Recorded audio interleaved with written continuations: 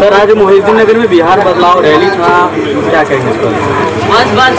यही कहेंगे कि जो पिछले 20 दिनों से बिहार में जनसुराज के बैनर के तहत बिहार बदलाव को लेकर जनता को जगाने समझाने का जो अभियान शुरू हुआ है, ये आपको दिख रहा है कि जितनी संख्या में लोग घरों से निकल कर आ रहे हैं। जनसुराज के लोग, संगठन के लोग, विपक्षी पक्ष विपक्ष सब हतप्रभ है कि आखिर इतने लोग आ कहाँ से रहे। और मैं ऐसा समझता हूँ कि ये जो संख्या है लोगों की, जो भीड़ है, ये जनसुराज की ताकत नहीं है, वो प्रशांत किशोर की ताकत नहीं है।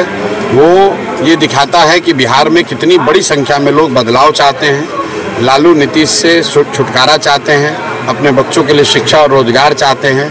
और ये सोच रखने वाले लोग पिछले 25-30 बरस से जो लालू के डर से भाजपा और भाजपा के डर से लालू, विकल्प के अभाव में जो उनकी मजबूरी थी, पहली बार उनको जनसुराज के तौर पर एक सशक्त ईमानदार विकल्प, एक रास्ता दिख रहा है। अब आने वाले 2-3 महीनों में आप देखेंगे और बड़ी संख्या में लोग इससे जुड़ेंगे, क्योंकि उनको दिख रहा है कि ये वो रास्ता है जिससे उनके बच्चों का भविष्य सुधर सकता है, उनकी गरीबी दूर हो सकती है, उनके बच्चों के लिए शिक्षा और रोजगार की व्यवस्था हो सकती है। आज बिहार सरकार 1100 रुपया पेंशन देने का ऐलान किया है सर, बहुत अच्छी बात है।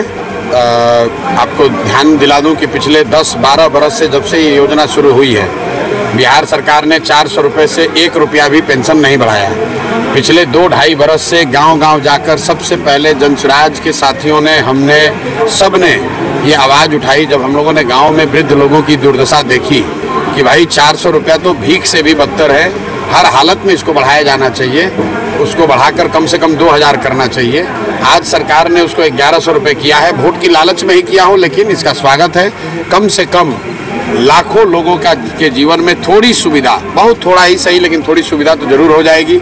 मैं हमेशा कहता हूं कि राजनीति इसी का नाम है। आप विधायक बनिए न बनिए, सरकार में रहिए, विपक्ष में रहिए, लेकिन अगर आप जनता की आवाज़ बनते हैं, जनसुराज ने 2 साल ये बात उठाई और आज लाखों लोगों को महीने का 500 या 600 रुपये एक्स्ट्रा मिलने लगेगा, ये राजनीति की ताकत होनी चाहिए और ये आपको दिख रहा है। बिहार में दामाद आयोग की बहुत चर्चा है सर, इन बातों पर बहुत ज़्यादा मैं ध्यान नहीं देता हूँ। धन्यवाद सर। ये फ्रिवलस बात है कि किसका दामाद बना, किसका बेटा बना। मूल बात यह है कि जो बिहार को जो व्यक्ति चला रहे हैं, नीतीश कुमार, वो मानसिक और शारीरिक तौर पर स्वस्थ नहीं है और ऐसी स्थिति में नहीं है जब वो स्वयं से निर्णय ले पाए।